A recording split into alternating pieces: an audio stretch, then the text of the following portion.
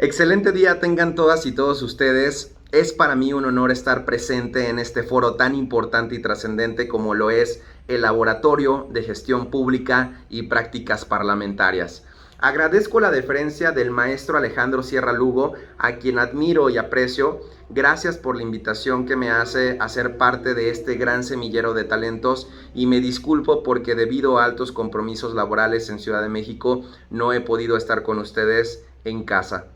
Hablando de temas constitucionales y del poder legislativo, me parece importante establecer que el control de constitucionalidad empleado en la teoría constitucional mexicana, con ese control concentrado que hace el Poder Judicial de la Federación sobre la constitucionalidad de las leyes de actos material y formalmente administrativos emitidos por un poder legislativo, el cual, como sabemos, pues es elegido de manera democrática y que puede culminar con la eliminación del precepto normativo y la expulsión total de esa norma del sistema jurídico mexicano. Respecto del control de constitucionalidad, se plantean varias cuestiones controvertidas, por ejemplo, su fundamento, su alcance, su legitimidad.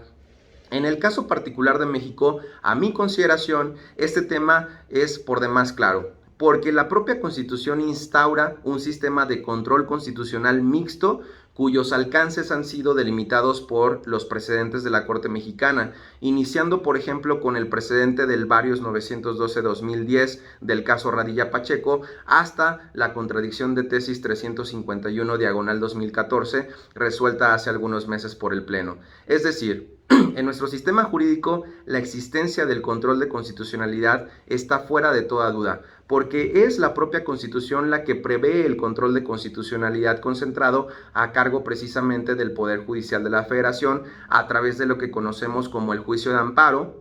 establecido en el artículo 103 de las acciones de inconstitucionalidad previstas en el artículo 105 fracción segunda y las controversias constitucionales establecidas en el artículo 105 fracción primera, todos de la Constitución. Y de la misma manera tendríamos claro el control difuso de constitucionalidad de normas a cargo de los tribunales ordinarios, es decir, de aquellos cuya competencia es de legalidad. Se encuentra definida en el artículo 133 constitucional.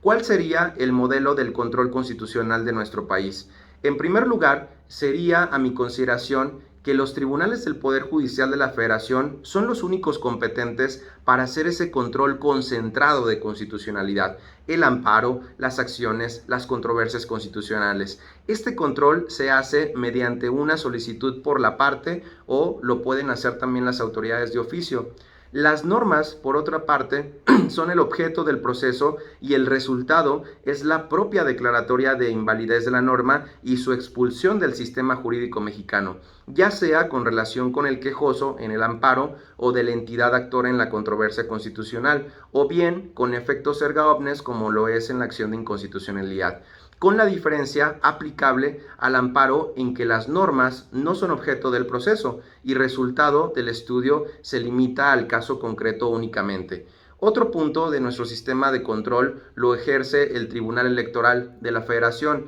que hace un control difuso de constitucionalidad en términos del artículo 99, párrafo sexto, si no mal recuerdo, y puede inaplicar las normas que considere inconstitucionales únicamente en el caso concreto.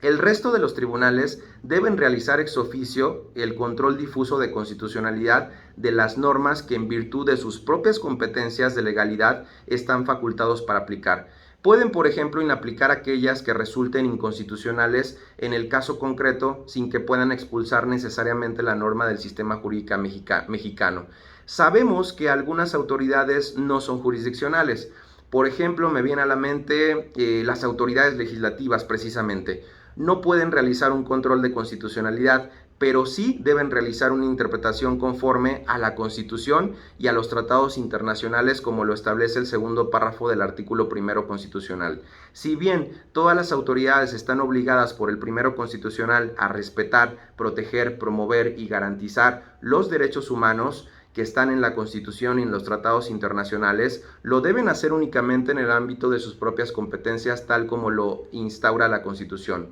por lo que esta competencia del control concentrado está reservada únicamente a los órganos jurisdiccionales de acuerdo con los artículos 99, 103, 105 constitucionales que ya he mencionado. En la última contradicción de tesis que ya también comentaba, la Corte ha dicho que el artículo primero constitucional no es una norma de competencia, es decir, no confiere nuevas competencias a las autoridades, sino que establece esos deberes relativos a los ejercicios de las competencias que ya tenían las autoridades en otras normas de la Constitución. Solamente pueden aplicar la constitucionalidad de la ley de conformidad con los derechos humanos, como lo he comentado, y como está establecido en el primero constitucional. Ahora bien, el hecho de que nuestra Constitución establezca la existencia de un sistema mixto de control judicial de la constitucionalidad de cualquier norma no implica que su justificación y alcance no sean controvertidos. Como sabemos, se ha cuestionado si los jueces constitucionales cuya conformación no tiene una legitimidad democrática directa pueden o no pueden anular los actos que han sido aprobados por un parlamento, es decir, por una mayoría de legisladores democráticamente elegidos y por tanto que representan a toda la sociedad. Si la norma objeto de control ha sido además aprobada ampliamente por el mecanismo, como lo puede ser la consulta popular o el referéndum, entonces, ¿por qué tendríamos que darle un mayor sentido al trabajo que hace un juez constitucional de interpretación de la norma respecto a la constitucionalidad de una ley frente a aquella mayoría de los legisladores elegidos democráticamente por los gobernados y que se consolidan en un parlamento? Existen, en este sentido, dos elementos fundamentales en el ideal de una democracia constitucional, que si bien tiene una relación estrecha, también se encuentra en una tensión permanente. Por una parte, el ideal de una política democrática o de la participación de las personas afectadas en la toma de decisiones y por otra, el ideal liberal de poner límites al poder a través de los derechos humanos. Buena parte de las justificaciones teóricas del control judicial se inscriben en la tensión entre esos dos elementos, es decir, en evitar que la mayoría de los procesos democráticos puedan violar los derechos de las minorías o atentar contra los derechos y condiciones institucionales que son presupuesto del propio funcionamiento de toda sociedad democrática. Estas cuestiones son relevantes para fundamentar el deber de deferencia del legislador, así como para modular, por supuesto, el alcance y la aplicabilidad de la norma. Por otra parte, el control abstracto de constitucionalidad alude a los medios de control de las leyes que no dependen de un acto de aplicación de las mismas en perjuicio de una persona alguna. Y por esta misma razón, la procedencia de este medio no se vincula con la acreditación de un interés jurídico o de un interés legítimo, sino que se establece el interés de la preservación de la regularidad del sistema jurídico mexicano y de la supremacía constitucional, por lo que se faculta a ciertos órganos del Estado para procurar dichos fines con tal independencia de que la norma afecte o no al ejercicio de sus atribuciones. En nuestro sistema, en el caso paradigmático, es el control abstracto en la acción de inconstitucionalidad, prevista, como dije, en el artículo 105, fracción segunda, porque aunque en la controversia constitucional podríamos decir que se impugna una ley sin acto de aplicación, la procedencia de este medio no está desvinculada de un interés legítimo para defender su ánimo de competencias constitucionales, como pasa, por ejemplo, con el juicio de amparo. En cuanto a la deferencia del legislador, enmarcamos o se enmarca un problema principal más fundamental de la legitimidad del control judicial de la constitucionalidad de una ley democráticamente aprobada, especialmente si se va a presuponer una concepción deliberativa de la democracia. Entendemos por democracia deliberativa a la concepción que hace nacer al proceso democrático no como un simple método de negociación o de agregación de intereses, sino como un medio a través del cual pueden transformarse estos intereses iniciales mediante un diálogo en el que prevalezca en la medida de lo posible la participación de todos los afectados, la imparcialidad, la racionalidad. Es decir, se trata no solamente de llegar a cualquier acuerdo que convengan los intereses de las partes, sino de convenir mediante ese diálogo una serie de principios de justicia que permitan justificar la legislación que se emite. En una democracia de tipo deliberativo, lógicamente, el órgano con la mejor posición institucional para llevar a cabo una deliberación política es el Parlamento, porque el diseño de estos órganos está orientado a procurar un consenso en el que participan todos los afectados mediante mecanismos de representación y de renovación periódica, luego de una deliberación en la que se tenga la información relevante e incentivos para la consideración imparcial de los intereses de todos. Cuando estos intereses se cumplen, y en la medida en que se cumplen, entonces el producto resultante en este proceso democrático, es decir, la ley, está revestido de un valor especial, debido a que se reconoce a este método un valor epistémico respecto de los criterios de corrección de los principios de justicia. Esto cobra relevancia especial si se tiene en cuenta que el Parlamento no solamente decide sobre cuestiones técnicas de mera coordinación y relativas a las consecuencias de bienes colectivos, porque también decide sobre la manera de conciliar los derechos fundamentales en conflicto, porque al legislar, es decir, al emitir esas leyes, esas normas generales, al emitir las reglas, decide emitir normas que restringen el alcance de ciertos derechos humanos para la protección de otros derechos humanos o bienes colectivos especialmente relevantes. Es decir, el Parlamento expresa en la legislación una interpretación de los propios derechos fundamentales al emitir sus reglas, al emitir sus normas. Entonces, nos preguntaríamos, ¿por qué los jueces constitucionales pueden imponer su juicio respecto de la interpretación de los derechos constitucionales al órgano que tiene la mejor posición institucional para expresar la voluntad popular, es decir, el Parlamento? Para responder, debemos tomar en cuenta que la legitimidad democrática de origen de los jueces constitucionales pues no es directa, ya que en nuestro sistema no son elegidos periódicamente por voto universal y directo del electorado, ya que la mayoría de ellos se eligen por otros procedimientos, y aunque la elección de los jueces de tribunales supremos, como lo es la Corte Mexicana, están en manos de órganos con representación democrática, como puede ser el Senado de la República en nuestro caso, ello no equivale a la elección directa que hacen los gobernados respecto de su parlamento. Por lo que el hecho de que el pluralismo impere en nuestro país produce la dificultad contramayoritaria, entendida como la dificultad de justificar un sistema de control judicial de la constitucionalidad de la norma. Bueno, de esto podemos hablar de las distintas teorías que ofrece una justificación de esta institución de control de constitucionalidad de la norma. De ellas, muchas justifican también el control de constitucionalidad de la ley en la protección de las condiciones que son necesarias para la conservación de la democracia deliberativa, misma con la protección de los derechos y procedimientos necesarios para instaurarla.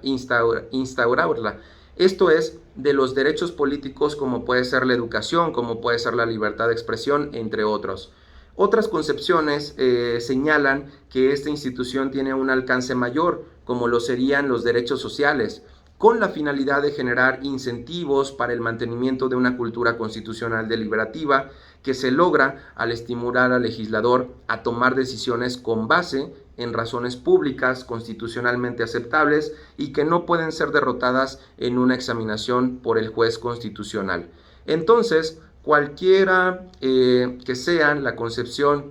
de constitucionalidad de la norma, debe partir de que la ley tiene un valor especial cuando deriva de un legislador democrático, y que por ello los jueces deben mostrar cierta deferencia al examinar las razones que tuvo el legislador para emitir la norma, así como partir de la presunción de constitucionalidad de la propia norma creada. Es decir, que el legislador ha respetado los procedimientos que dotan de valor de deliberación, eso esperamos, que ha respetado esos procedimientos de deliberación política y ha plasmado de buena fe esa interpretación razonable de la Constitución, salvo que se le brinde al juez los elementos necesarios en contrario. La deferencia que se le tiene que hacer al legislador, entonces, está fundamentada en la presunción de constitucionalidad que tiene la norma cuando es el producto de un proceso democrático por el que se enfrenta en un proceso legislativo de creación de la norma. Es decir, En caso de duda acerca de la propia constitucionalidad de la norma, el juez constitucional debe ser deferente al criterio del legislador y considerar que la ley expresa una interpretación razonable de las exigencias constitucionales. La presunción de constitucionalidad se sustenta en varios argumentos, pero solamente por mencionar uno, tenemos por ejemplo el argumento de valor epistémico de la democracia, que ha sido citado por profesores nuestros como Robert Alexi, como Carlos Santiago Nino, como Habermas, que presupone estos una concepción deliberativa de la democracia. Nino, por ejemplo, dice que existen ciertos criterios de racionalidad que permiten fundamentar objetivamente la validez de la norma de moralidad pública o normas de justicia, y que dichos criterios subyacen a la práctica del discurso moral en sociedades occidentales modernas, es decir, a la práctica de dar y mandar razones y argumentos para fundamentar la validez de las normas de la moral pública y de la justicia. La formulación de estos criterios cuya satisfacción dota de validez objetiva a las normas es que una norma de moralidad pública o de justicia es válida si personas en una posición ideal de libertad, imparcialidad y racionalidad, por supuesto, la aceptarían de manera unánime como una norma para regir su conducta después de suficiente deliberación, como pasa en los parlamentos. Aquí hay que hacer varias observaciones. La primera es que esa posición ideal de decisiones no puede lograr plenamente en la realidad, porque al final del día podemos considerar que somos humanos, ¿no? Pero bien, para no extenderme tanto, quiero agotar mi participación con un ejemplo. Esto es el impacto del diseño de los medios de control abstractos de constitucionalidad de las normas. Especialmente en la acción de inconstitucionalidad me centraré, en donde a mi consideración se actualiza el principio de deferencia al legislador y las tensiones que se generan con criterios de la Corte Mexicana en cuanto a reversión de la constitucionalidad de ciertas normas. El diseño de la acción de inconstitucionalidad está pensado para reforzar la presunción de la constitucionalidad de la norma y por ende para asegurar institucionalmente la deferencia al legislador democrático, porque se advierte del quórum necesario para que sesione el Pleno de la Corte Mexicana y de la votación calificada que se exige para que se expulse a la norma del sistema jurídico mexicano, con efectos generales,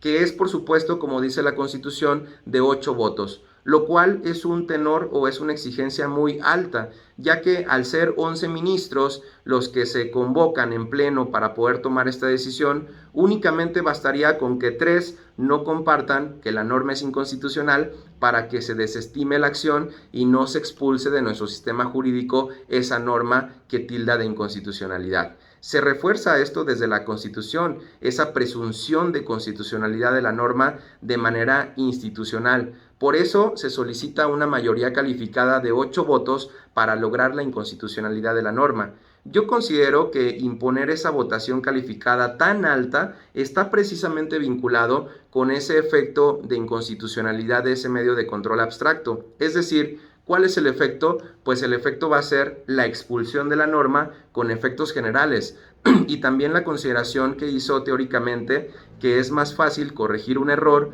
consistente en el reconocimiento de la validez de este que con una declaratoria de inconstitucionalidad general.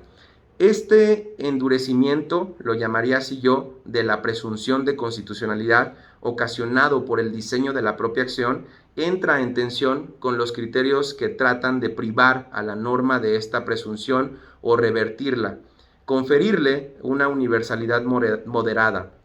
Choca, por supuesto, con los criterios racionales, pensados en un sistema jurídico con niveles democráticos de racionalidad, con el establecimiento por parte de la Corte Mexicana de categorías sospechosas, el tipo test que se hará, ¿no? Si se trata de un escrutinio estricto o de simple racionalidad con relación a la presunción que se van dando de constitucionalidad de la norma en función de los bienes o derechos que afectan las leyes examinadas. Hacer una reflexión sobre este sistema que hace muy difícil declarar la inconstitucionalidad de la ley en estos casos, porque al mismo tiempo no solamente es expulsar la norma y que es el último recurso que le queda al juez constitucional, también debe hacerse la interpretación conforme, por supuesto. Sin embargo, si es un diseño que provoca que una minoría del Pleno prevalezca sobre la mayoría de 7 votos para declarar o no la inconstitucionalidad de una norma, si faltan ministros, por ejemplo, no se puede declarar la inconstitucionalidad de una norma. En este sentido, tenemos estados en nuestra república, tenemos entidades federativas en donde la Corte Mexicana ha invalidado normas y en otros estados la misma norma no fue invalidada porque faltaron ministros y estaba ajustada la votación, solamente por poner un ejemplo de las tantas que pasan en nuestro pleno de la Corte Mexicana. Concluyo diciendo que en nuestro sistema jurídico ha sido importante la deferencia que se le da al legislador y mantener esa presunción de la constitucionalidad que tiene la norma que crea el propio Parlamento, frente a un grupo de jueces, por supuesto, constitucionales, llamados Corte, que tienen niveles de escrutinio para lograr la validez de una norma. Habría que analizar si ese sistema puede seguir funcionando en nuestro país y perdurar, o es necesario transformarlo con base en el análisis de las últimas decisiones que ha tomado la Corte Mexicana, ¿no? Que para algunos se podrían considerar atroces. Ha habido temas relevantes, importantes, trascendentes a nivel nacional por parte de nuestro Tribunal Constitucional y que por supuesto se ha llegado a la fundamentación y motivación de 7 ministros para pedir la inconstitucionalidad de la norma, pero si 3 no están de acuerdo y no se alcanza esa votación mayoritaria de 8 votos, pues la norma no será inconstitucional, no se expulsará del sistema jurídico mexicano y por supuesto tendrá esa validez constitucional. Entonces habrá que analizar si en este nuevo esquema de gobierno, si en este nuevo momento, en esta 11ª época de la Corte Mexicana, sigue funcionando para México este sistema en el que se le da la deferencia y la presunción de constitucionalidad contra ese escrutinio que hace el órgano jurisdiccional, pero bajo una estricta votación mayoritaria de manera muy alta. Les deseo mucha felicidad, les deseo mucho éxito, espero que les haya causado mucho interés esta charla, que les haya causado sobre todo dudas para que salgan corriendo a las bibliotecas y vayan a investigar el tema que les estoy abordando y que puedan dar un punto de vista personal y que por supuesto nos apoyen a todos a transformar el derecho, porque el derecho es cambiante todos los días y la transformación depende de todos. Mucho éxito en sus actividades y nuevamente gracias por haberme invitado a este gran foro tan importante y tan relevante, no solamente para el estado de Guanajuato, sino para todo el país. Un abrazo fuerte y nos vemos muy pronto. Hasta luego.